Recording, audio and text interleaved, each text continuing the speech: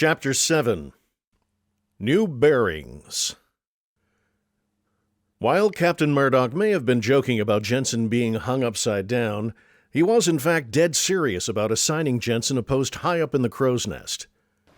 As most of the crew turned in for the night, Casper shoved a monocular into his hand, and he was made to climb the rigging all the way up to the crow's nest at some 65 feet in the air.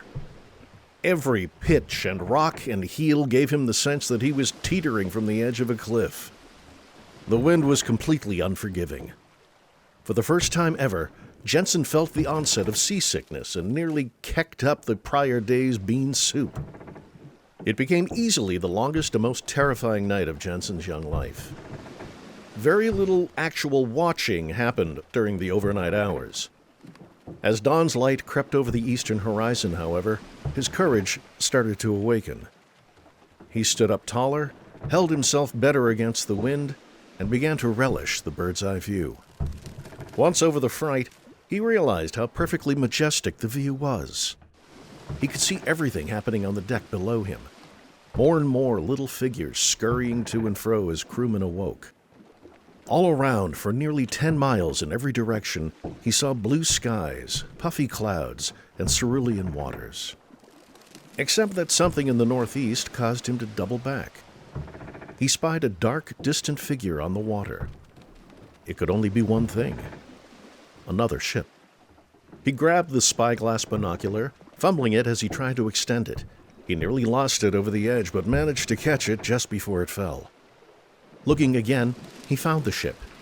It had very dark timbers, dark gray perhaps, very nearly black, with 2 masts poking into the air.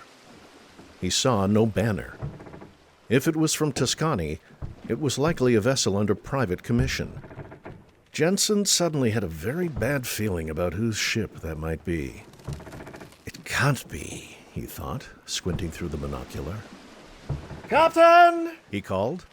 He couldn't see Murdoch. Most likely he was in his cabin. "Captain!" he called again. A short time later, Casper arrived at the mast. "What is it?" "A ship, sir." Casper looked uncertain. He walked over to the railing and scanned the distance for good measure. "Come on down here with the spyglass. Meet me on the forecastle." The climb down was about as unsettling as the climb up, perhaps even worse. When going up, he didn't have to look down, and at night he couldn't as well discern his height. In the daylight, it was far more terrifying. By the time he reached the main deck and made his way to the forecastle, both Casper and Captain Murdoch were waiting for him. "Ah, Jensen. Good morning," greeted Murdoch. "Did you see something out there?" "Yes, sir," Jensen replied.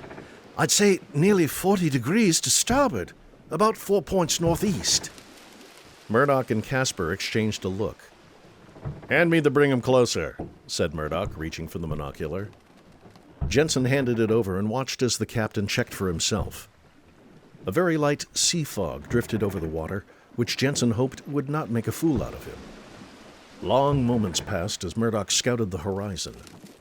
Finally, he lowered the spyglass, retracted it, and stowed it in his pocket. "Did you see anything, Captain?" asked Casper. Murdoch gave a slight nod. "Keen eye, Jensen. Well spotted. It's another ship, all right. Beep, how far are we from Vartu?" "Probably about 2 days, by my estimate. That's if this wind holds out." Murdoch groaned. He aimed himself toward midship. "Dippy! Report!" A few minutes later, Dippy joined them. "Yes, Captain." "We've lost the luxury of lollygagging. Our detour's at an end. Set our bearing for Gukan." He approached the taffrail and gazed into the east. "The race is on, gentlemen. Out there, with an ever so slight advantage, is the ship of old Puffy Pants, the Iron Mermaiden." "Seadread?" Dippy asked. "That's what I was afraid of," Jensen muttered. Murdoch gestured toward the elaborate wooden weaponry at the farthest aft railing. "Have our ballista at the ready and bolts on standby for the crossbows. Better have the pitch and torches on hand as well. Things could get dicey if we end up in close quarters." Aye, sir, Dippy said. I'll get Rosh and Yancey on it right away. I'll adjust our bearing, Casper said, walking off. Seadread and Murdoch were rivals in the sense that they frequently traded places for top rank in the guild. Jensen had never seen them compete for the exact same prize at the same time. He wondered, with a gulp of angst, how the situation might escalate if they met face to face, crew to crew. Captain, Said Jensen. shall I keep the watchman's post? No. You get some rest. Your job might be the hardest of all. He looked upon Jensen with a grave expression. You must try to persuade my daughter to forgive us both.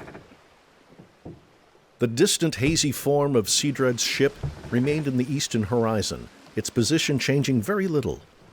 Zale watched it often, his eye glaring through the spyglass. Looks like Vidimir got the Seadread after all, Dippy said quietly. That's of no real surprise, Zale replied. Do you think they've noticed us? Of course they have. He retracted his spyglass. What's more bothersome is that he was probably the first to notice our proximity. He took a moment to feel the breeze. This wind won't hold our pace for long, but he'll face the same. Once we start stalling, deploy the log line and take note of our speed. For Elo's love, don't drag us. Signal Yvette to have rowers stationed and sweeps at the ready. If we get to 3 knots, raise the sail, plunge the oars, and pull with all we've got. That might be our best chance to gain on him. Sure thing, Captain. Zale made for his cabin, trying to sort out all the possible maneuvers they might have to pull if they should find themselves going head-to-head against Seadread and his men. Captain Rummy had a marginally larger crew for his slightly loftier ship. With 2 masts and more sails, Rummy could gain the advantage in full wind.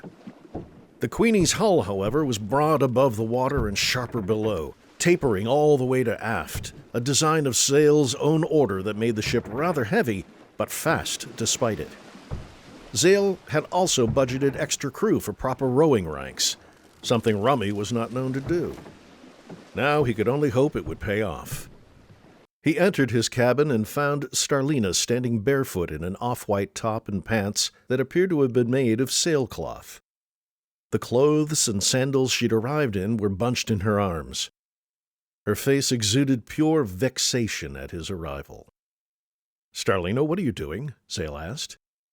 You can set your course for hell, she snapped. You and Jensen both. He groaned. "I take it you're aware of our new bearings." He removed his hat and came a few steps closer, trying his best to look apologetic. "I know it's not what you'd hoped." How can you expect me to remain on this wooden trap this entire voyage? I feel like a prisoner. Try to understand. If we didn't change course immediately, we'd risk losing the prize altogether. I had no choice. Your choices seem to change on a whim. She threw up a hand. I know it's of no use arguing with you. I'm going to bunk in the hold with Yvette. In the hold? Darling, it's both safer and more comfortable here in my cabin. Don't darling me. I'll manage just fine. Mr. Willigan is already putting up a hammock for me. Yvette loaned me this outfit, something she made herself. I couldn't stand wearing the same clothes another minute. Zale didn't dare argue with her. She would already have to stay aboard the ship throughout their voyage. He wasn't about to dictate where she could or couldn't rest. Fine. Sleep wherever you're most comfortable. And I'm sorry, Starlina. I'll make it up to you. You want to make it up? She breezed past him and took hold of the door handle. Get me back home. She flung herself through the doorway and slammed it behind her. Man overboard! The call was muffled through Zale's cabin, but nonetheless unmistakable. "This is a great way to start the morning," he grumbled, grabbing his hat. Dippy was already bawling orders on the deck. "Throw out a life buoy! Haul him aboard!" Yancey, Jensen, and Yvette stood by the rail, watching as the deckhands readied the lifebuoy. Yvette scowled with tight lips, while Yancey and Jensen looked rather amused. Zale looked over the rail. Miles, one of the general deckhands, floundered about in the water. He looked more incensed than desperate. The lifebuoy landed on target, and in short order, the man was hoisted back up. "What happened?" Zale demanded. Several eyeballs shifted toward Yvette. "Well?" Yvette leaned her hip against the rail and swept her hand toward the ocean. "He stumbled overboard." "It was more of a cause and effect thing," Yancey added. "He stumbled because Shrew clobbered him in the face." "I hit him mid-deck," she shouted. "It was his own stupor that tripped him over the side." "It was quite spectacular," Jensen said from the ropes. Yvette stood tall, rubbing absently at her nails and wearing a self-satisfied smirk. "Explain yourself," ordered Zale. "Insubordination, Captain," Yvette said with inarguable sureness. "He pretended to bump into me by accident and just happened to be ready for a two-handed squeeze in the process." She gestured at her breasts. "It's true, Captain," Jensen said. "I saw the whole thing. Miles made a very blatant advance." Moments later, Miles was brought over the rail dripping. A nice red welt had already formed on his left cheek. "Crew, listen well," Zale bellowed. "I don't care that we have two ladies aboard. They are a part of this crew. Any further uncouth advances, and I will personally ensure the offender is keel-hauled from bow to stern and back again." Yes, Yes, Captain. But I like her. "Show's over. Back to work." As they began to scatter, Zale took note of the still air and their dramatically slowed speed. With this morning's excitement, he already figured Dippy hadn't yet run the log line, but he knew well enough how slow they were going. He turned to Yvette. "Shrew, get those sweeps in the water. Let's keep our best pace until this wind picks back up." "Yes, sir," Yvette said. She motioned for Jensen and a few of the deckhands to follow her below. "I suppose something like that was bound to happen eventually," Zale groaned. He reached for his spyglass and aimed it northeast. "Puffy Pants is still out there." "Aye, sir," Dippy said. "I've been watching." Zale retracted his spyglass. "Stay abreast with Yvette about the rowers and have crewmen on rotation to keep from too much fatigue." Dippy returned a lopsided smile. "I'll keep abreast, sir." Zale frowned. "Maybe not the most stellar choice of words. Up to speed, Mr. Doyle, so it's not you I'll have to throw overboard." Dippy walked off, still smiling. "Hand overboard!" Zale burst out of his cabin. "What under the rings is happening?" he growled. "Sorry, Cap," Yancey said. "Just a bit of morbid humor. One of Jackson's chickens went egg-bound and died overnight. We just cast it to sea. Of course, the bigger problem is that we've got one less egg layer and already stretched rations." "Perfect," Zale said flatly. Wigglebelly looked crestfallen. I asked Fulger to perform last rites on Flappy. It was beautiful, man. "Yeah, he was already dead at that point," Yancey muttered. "Hey!" Deckhand Jonas shouted from the quarterdeck. "A shark just snatched that hen!" Wigglebelly gasped in horror. Tate slapped him on the back.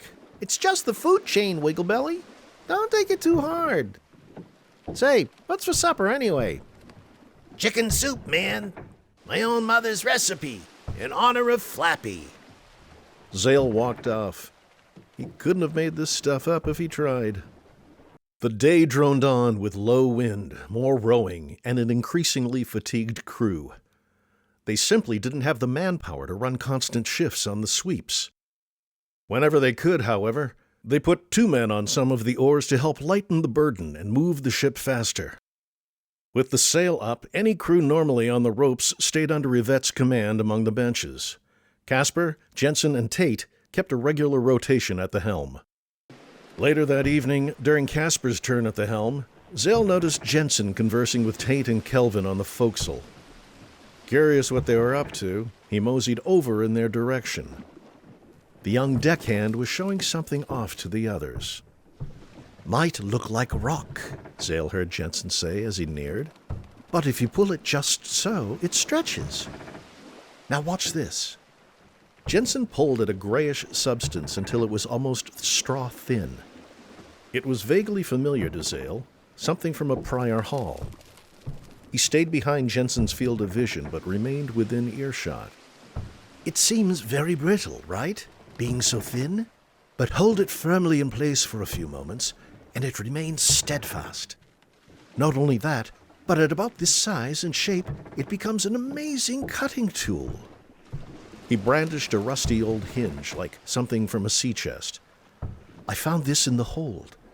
Tate, if you would, hold it so it's fully open and keep it in place. He handed the hinge to Tate, who unbent the hinge and waited. Carefully, Jensen brought the straw-thin substance up to the hinge, moving it back and forth like a saw. Within seconds, it broke right through. You see? It cuts even metal. Bloody blazes, Tate exclaimed. That's amazing. Kelvin nodded thoughtfully. Zale felt hot under the collar. Show's over, he thought. So, Zale boomed, stepping toward them. You've got resolite, do you? Extremely rare, that. In fact, I believe that was our haul on your first voyage, wasn't it? Jensen reared back. Oh, yes, sir, that it was. You're working very hard to get marooned, aren't you? No, not at all. Zale cornered them all toward the prow. Listen to me, the three of you. Every part of every trip's bounty is cashed in and belongs in agreed shares to the crew. No exceptions. Yes, of course, Jensen sputtered. Stop sniveling and get out of my sight. We'll deal with this later. They scampered away, apparently with better sense than to test his temper any further. Zale took a deep breath and looked out to the water. A steady fog rolled across the surface like wispy clouds coming down for a visit. Out of what had become a rather impulsive habit, he took his spyglass and checked the distance, but not for long. With even a light fog, there would be no sighting Seadread's ship. Yet he sensed something strange in the tides, something which he couldn't quite put his finger on. Fine afternoon, Captain. Fulgur joined him at the prow. Only 1 week in, Zale said. Already my daughter can't stand the sight of me, and I'm sorely tempted to toss the dolt she holds dear overboard. And, of course, I continue to hope I haven't doomed us all on this errand. I have noticed that you are indeed a thoughtful man. That's admirable in a captain, no doubt a large reason for your success. And how is your experience aboard the Queenie thus far? Zale asked. You've a fascinating crew, Fulgur answered. They are a headstrong, passionate bunch, and they place much faith in your instincts. But how much faith shall we place in you? Zale wondered. Fulgur had proven to be an able member of the crew, and the men seemed to trust him. He had played no small role in convincing Zale to go after the Grimstone, promising he could help achieve a more targeted search. It was time to find out what that meant. Let's hope they're right, Zale said. And that reminds me, we need to speak on the matter of Gukan. What's your lead on its location? Fulgur pulled a folded flax sheet from within his frock coat. He smoothed it out against the ship's railing and held it close for Zale to see. Various wavy lines and shapes scattered the page, along with something like a spire coming to a very sharp point. I made a copy of this page from the Order's records, Fulgur said, associated with the clues left behind by Macpherson. Along with this was the clue As with decapole generosity, to those who give an inch, a mile is given in return. What does this mean? We are not sure, Fulgur said. However, decapole suggests tenfold, so we believe this might indicate a location 10 miles away from something. He pointed to his flax sheet. It could be 10 miles from this pointed structure, or that this structure is 10 miles from something else. This snaking, uneven line could indicate a route or path which must be taken to or from the structure. Zale felt a deep discomfort in the pit of his stomach. Some old sketch was not what he had hoped for. I was under the impression you knew an actual location. We can't just roam some foreign land until we stumble upon this landmark in a path. There is more within our records, which I believe will get us close. The legend indicates that this structure is visible from the water, accessible from the southern side of the island. It is not pinpoint accuracy, I admit, but at least we know it should be visible from somewhere along the southern shores. It was a glimmer of hope, but this still sounded a little vague for Zale's comfort. Seems rather easy. I mean, visible from their closest shore? Just because you can see it doesn't make it easy, Captain. Gukan, there are many tales about that land. Many too fanciful to be true, I'm sure. But still, there are often even hints of truth in tales. The untouchable society, some call it. It's landlocked with Seadread, so clearly it's not that untouchable. The Skaardians won't go near their border. They don't even engage in trade. Few really know what that land is like, what secrets they harbor. Within the Order's ancient records, Gukan is often said to be a tangible illusion. Once we've arrived, there might yet be clues to unravel. Hopefully they aren't clues that Seadread has already figured out, Zale thought.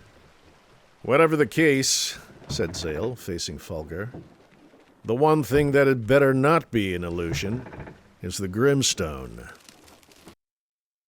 Starlina stood upon the stern deck, staring at the ship's wake. Somewhere back there were Grantrilia and Tuscany and Warvonia, where she wanted so badly to return. Instead, they were only going farther away.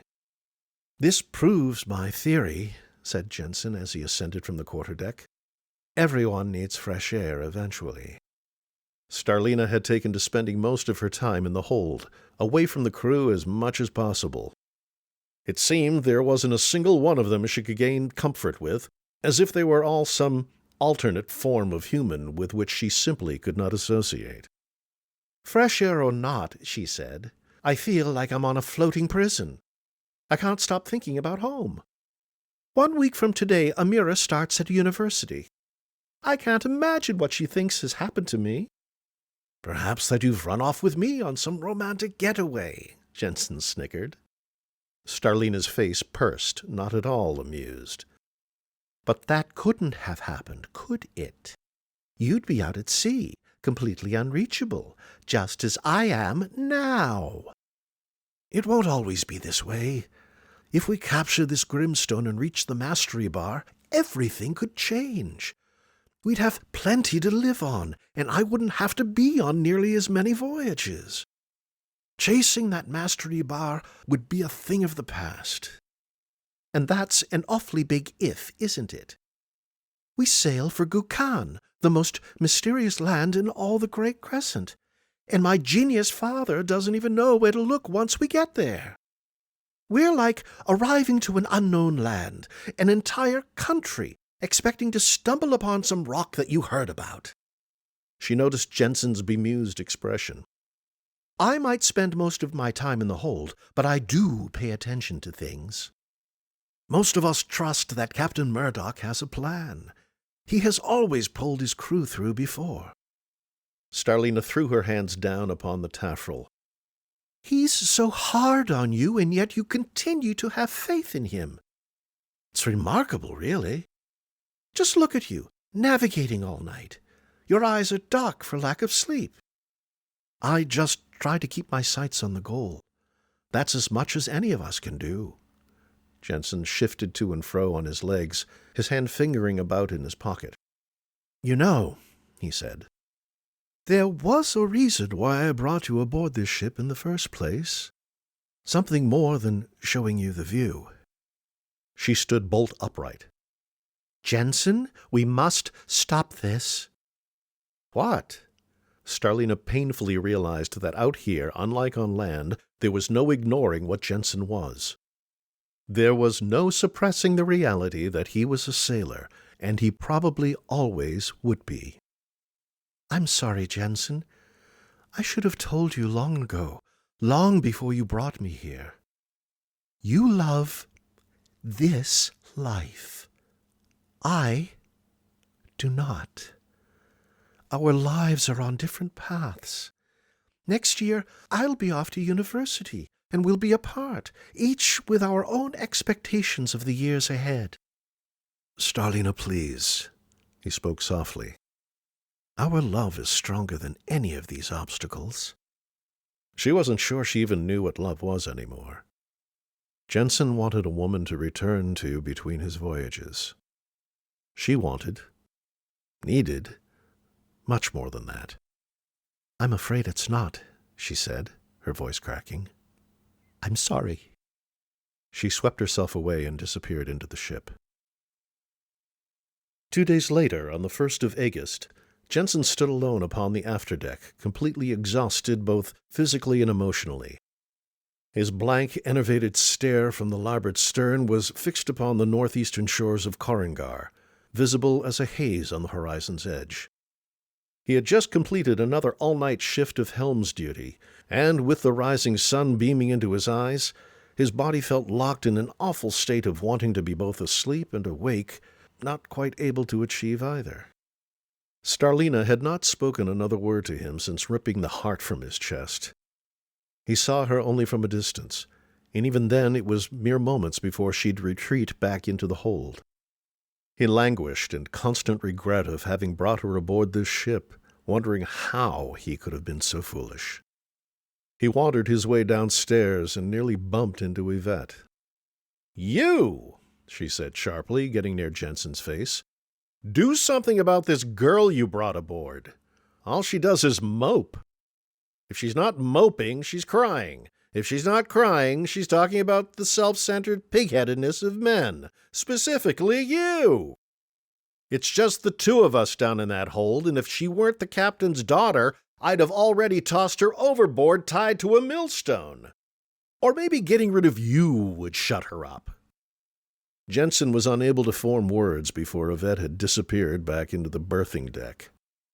"That's why women on this ship is a bad idea," muttered Tate as he passed by. By this point, Jensen was quite inclined to agree. He would not make that mistake again.